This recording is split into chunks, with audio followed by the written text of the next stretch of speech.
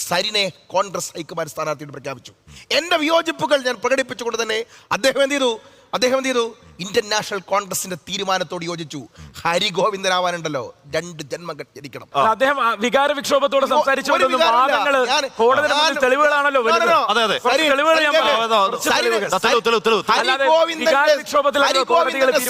മത്സരിച്ച ആളാണ്. തന്നെയാണ് കുഴപ്പം. കോൺഗ്രസിന്റെ ഓരോരോ സീറ്റുകളും ഓരോരോ നേതാക്കൾക്ക് എഴുതി വെച്ചിരിക്കുകയാണ്. ഇനി വർക്കല അദ്ദേഹത്തിന്റെയാണ്. അദ്ദേഹത്തിന് എത്ര കാലം വേണമെങ്കിലും നിൽക്കാമെന്നാണല്ലോ അദ്ദേഹത്തിന്റെ വാദം. ഇതൊക്കെ പോട്ടെ അല്ലെ, ഞാനൊരു വാദം ഒരു വാദം ഞാൻ പറയുന്നുണ്ട്. അദ്ദേഹം പറഞ്ഞു CPM കലാപം നടക്കുകയാണെന്ന്.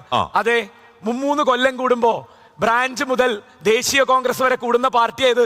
അല്ലാതെ പൊടി തട്ടിയെടുക്കുന്ന ഈ ബൈടെക് പോലെ ചിന്തൻ ബൈടെക് എന്ന് പേരിട്ട് വിളിച്ച് നിലത്തിരുന്ന് ഗാന്ധിയെ അനുസ്മരിക്കുന്ന രീതിയിൽ നമ്മൾ ഈ ഉരുളൻ തലോണിയും വെച്ച് അതിൽ കൈചാരിയിരുന്ന് 3 ദിവസം ഇരുന്ന് പിരിയലല്ല.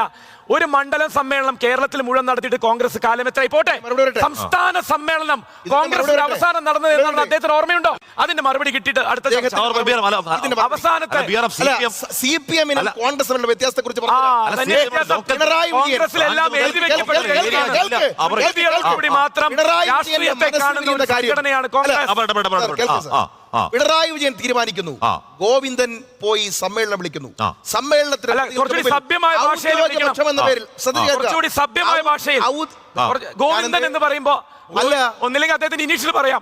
ഗോവിന്ദൻ എന്ന് പറയും, പിന്നെ പത്മനാഭൻ എന്ന് വിളിക്കൂ. അല്ല, അങ്ങനെയല്ല, ഗോവിന്ദൻ എന്ന് വിളിക്കും. നോക്കൂ, സരിനെ എന്ന് വിളിക്കും. നിങ്ങൾ ഷഫീർ എന്ന് വിളിച്ചോ. ഞാൻ പറയുന്നത് ഗോവിന്ദൻ പോയി എന്ന് പറയുന്നു.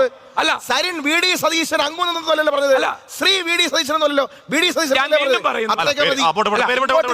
അങ്ങോട്ട് കിട്ടും, തരുന്ന പോലെ അങ്ങോട്ട് കിട്ടുള്ളൂ.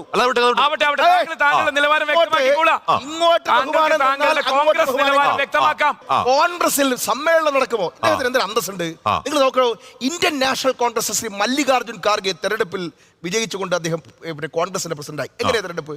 ഇന്ത്യ രാജ്യത്തിൽ എല്ലായിടത്തും പോളിംഗ് ബൂത്തുകൾ അറേഞ്ച് ചെയ്തു, വോട്ടേഴ്സ് ലിസ്റ്റ് ഇട്ടു, മത്സരിക്കാൻ അവസരം കൊടുത്തു. ശശി തരൂർ വോട്ടേഴ്സ് ലിസ്റ്റിൽ പാർട്ടി മാറി പോയവരുണ്ടായിരുന്നു, മരിച്ചു പോയവരുണ്ടായിരുന്നു. ആ വോട്ടേഴ്സ് ലിസ്റ്റ് എടുത്ത് നോക്കണം. മരിച്ചു പോയവരും വോട്ടേഴ്സ് ലിസ്റ്റ് ഞാൻ പറഞ്ഞിട്ട് എന്തൊരു അസംബന്ധമാണെന്നറിയോ? കോൺഗ്രസ് എന്ന് പറയുന്ന സംഘടനയുടെ രാഷ്ട്രീയ അസംബന്ധം ഇന്ത്യൻ രാഷ്ട്രീയത്തിൽ ഇനി പുറത്തു വരും. കാരണം മഹാരാഷ്ട്ര ജയിക്കാൻ പറ്റാത്ത, ഹരിയാന ജയിക്കാൻ പറ്റാത്ത രാഷ്ട്രീയ അസംബന്ധം കേരളത്തിന്റെ മുന്നിൽ വെളിവായിക്കൊണ്ടിരിക്കുകയാണ്. ഒരു മിനിറ്റ്, മല്ലികാർജുൻ ഖാർഗെ മത്സരിക്കാൻ വേണ്ടി വരുന്നു. കോൺഗ്രസിന്റെ ഒരു വിഭാഗം അദ്ദേഹത്തെ പിന്തുണയ്ക്കുന്നു. ശശി തരൂർ സ്വന്തം നിലയിൽ AICC അംഗം നിലയിൽ മത്സരിക്കാൻ വരുന്നു. കോൺഗ്രസിന്റെ ഒരു നേതാവും നിങ്ങൾ മത്സരിക്കണം കേട്ടോ, മാറി നിൽക്ക്, ഇത് ഞങ്ങളുടെ പാർട്ടിയുടെ ഔദ്യോഗികമായ പിന്നെ ഇതാണ് ഏത് പിന്നെ എന്താ നിങ്ങൾ പറയുന്നത്, CPM എന്താ പറയുന്നത്, പിന്നെ ഇതായിട്ട് വെക്കുകയാണ്, പാനൽ വെക്കുകയാണ് എന്ന് ഔദ്യോഗിക പാനൽ ഞങ്ങളുടെ അടുത്തും പറഞ്ഞില്ല. കോൺഗ്രസ് അതിന്റെ ചീഫ് ഇലക്ടറൽ ഓഫീസർമാർ യോഗം കൂടി ഇലക്ഷൻ ഡേറ്റ് വെച്ചു. ഇന്ത്യ രാജ്യത്തിന്റെ എല്ലായിടത്തും പോളിംഗ് ബൂത്ത് ഇട്ടു. പോളിംഗ് ബൂത്തിന്റെ മുമ്പിൽ AICC മെമ്പർമാർ ക്യൂ നിന്നു. രാഹുൽ ഗാന്ധി ഉൾപ്പെടെയുള്ളവർ ക്യൂ നിന്ന് വോട്ട് ചെയ്തു.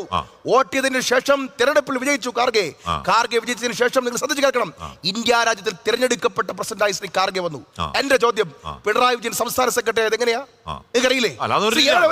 MV ഗോവിന്ദൻ സംസ്ഥാന സെക്രട്ടറി എങ്ങനെയാ? ഔദ്യോഗികമായിട്ട് ഒരു സമ്മേളനത്തിൽ വന്ന് പാനൽ അവതരിപ്പിക്കുക. പാനലിനെ എതിർത്താൽ ഒന്നുകിൽ പാർട്ടിക്ക് പുറത്തു പോകുക, അല്ലെങ്കിൽ വിഭാഗീയത ആരോപിച്ചുകൊണ്ട് ഇല്ലായ്മ ചെയ്യുക. ഞങ്ങൾ ഒറ്റ കാര്യം, അതുകൊണ്ട് ഇന്ത്യൻ നാഷണൽ കോൺഗ്രസിൽ ജനാധിപത്യമില്ല എന്ന് പറയുന്ന ചരിത്രബോധത്തെ പറ്റി ചോദിക്കരുത്. താങ്കൾക്ക് ഞാൻ ചരിത്രം പഠിപ്പിച്ചു തരും. അങ്ങനെയാണെങ്കിൽ ഇന്ത്യൻ നാഷണൽ കോൺഗ്രസിനെ ജനാധിപത്യം പറയാൻ ഒരു ഗോവിന്ദനുമായില്ല, ഒരാളുമായിട്ടില്ല. തിരഞ്ഞെടുപ്പ് നടത്തും.